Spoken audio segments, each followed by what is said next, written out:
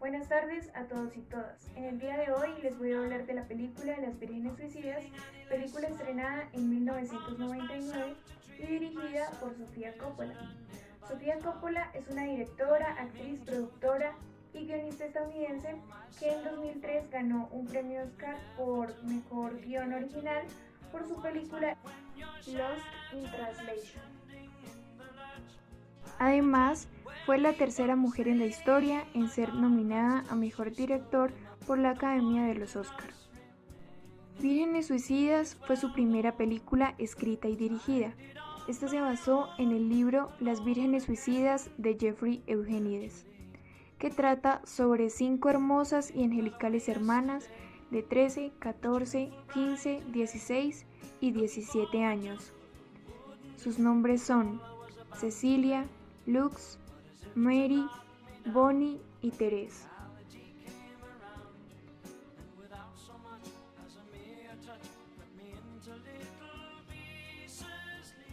Los griegos tenían 2 dioses del tiempo, Cronos y Kairos. Cronos era el dios del tiempo cronológico, cuantitativo, el tiempo de los calendarios y de los días que se suceden sin destino. Kairos, en cambio, es el dios de lo vivido, de los instantes únicos.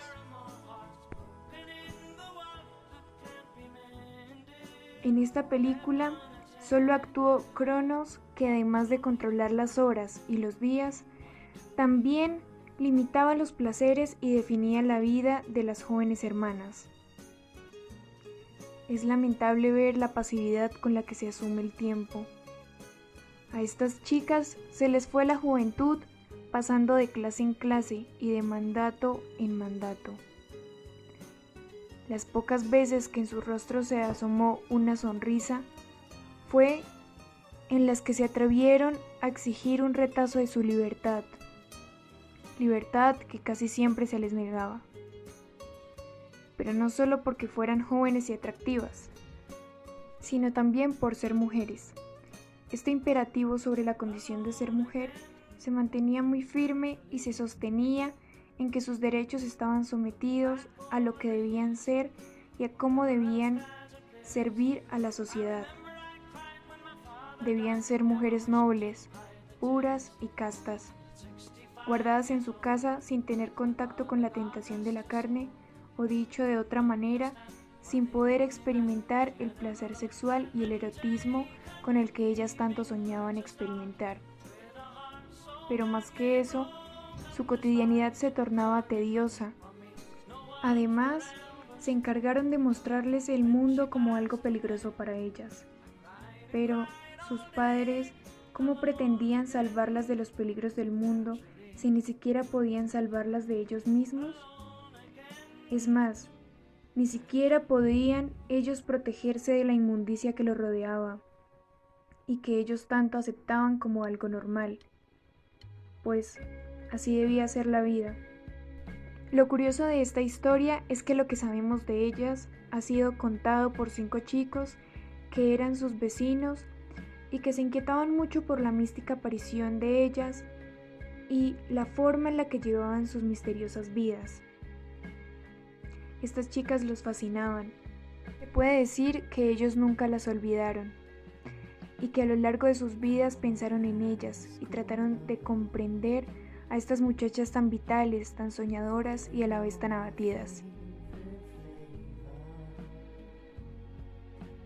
Este triste y dulce retrato adolescente trata de acercarnos a temas tan complejos como la vida, la muerte, la belleza, la juventud y también al tema de la banalidad de una sociedad que arrebata todo a su paso, empezando por los árboles o, como lo dice Cecilia, por los pulmones del mundo. Cecilia, la más joven de las 5 hermanas, despertó primero la intriga. Era la más inteligente y sensata de la familia Lisbon, y además fue la primera víctima del egoísmo y poca sensibilidad por parte de sus padres. Esos padres que fueron el producto de un gobierno y una sociedad que se pudre en su misma contaminación. Se puede decir que las Lisbon son la prueba de la condena en la que vivían las familias de clase media alta en los años 70. Aunque claro, debemos reconocer que este tipo de conductas individualistas y detestables no son del todo propias de esa época, sino que más bien han estado presentes a lo largo de la historia de la humanidad, solo que se han hecho más visibles en unos tiempos que en otros.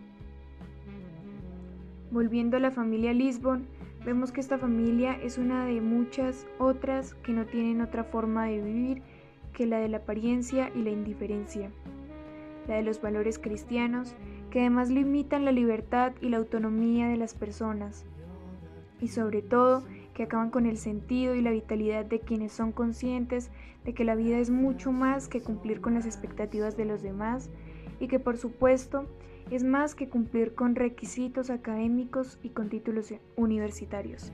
Esta película principalmente nos habla de la vida.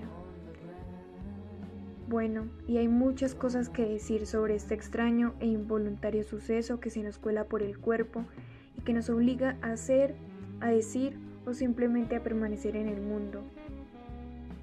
Para bien o para mal, a la vida nos ha tocado tratar de entenderla, pero sobre ese intento prevalece asumir la vida como una experiencia que nos traspasa y que por encima de los encasillamientos o definiciones que queramos darle, nos obliga a ver un universo con lo que éste tiene de bello, pero también de caótico, e incluso a veces angustiante.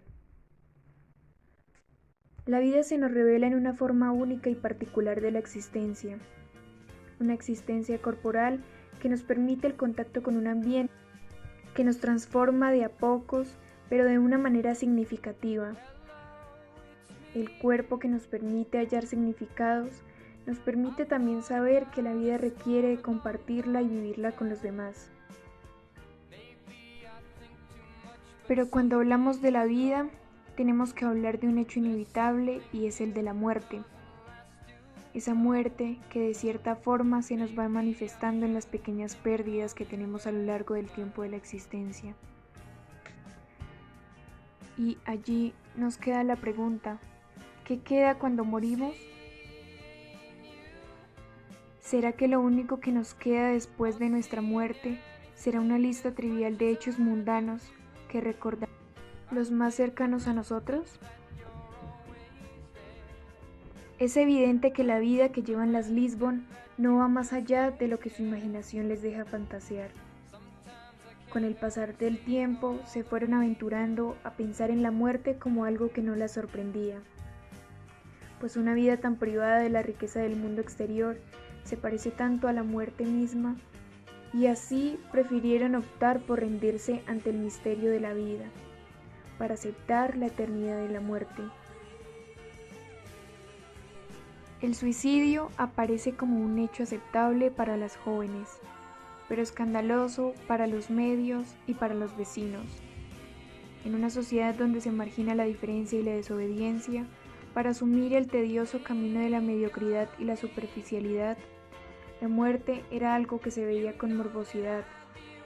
No se vuelve más que un chisme de pasillo, un interrogante más en la vida de las hermanas frustradas y encarceladas en una casa y en un cuerpo que no era su mejor aliado. Era fácil criticarlas y juzgar sus conductas. Incluso burlarse fue la elección de algunos. Por eso para ellas no fue difícil elegir lo que debían hacer. Bueno, amigos y amigas, esto fue todo por hoy. Espero que les haya gustado este video y los invito a que se suscriban a nuestro canal de YouTube y también a que le den like a este video. Les dejaré mis dos recomendaciones de la filmografía de Sofía Coppola, que son El Seductor y María Antonieta. Y nos encontraremos en un próximo video. Gracias.